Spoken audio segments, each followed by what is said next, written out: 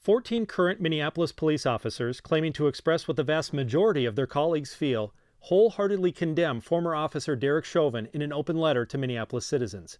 "We stand ready to listen and embrace the calls for change, reform, and rebuilding," they write.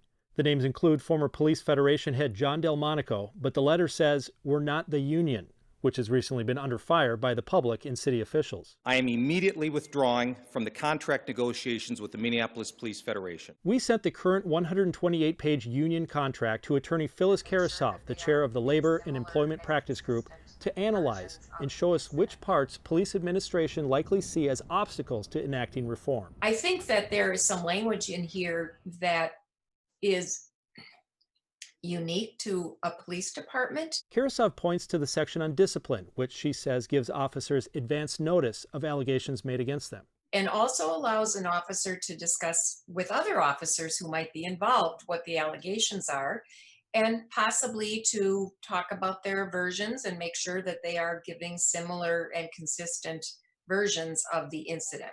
And she says the section on critical incidents says that neither the officers involved nor the officers who witnessed the incident can be asked about it by an investigator. So while the facts are fresh in everybody's minds, they don't have to talk to anybody.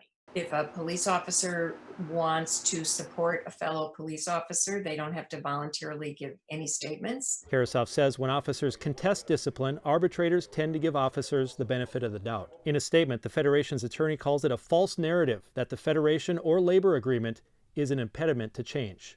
Lou Raguse, KARE 11 News.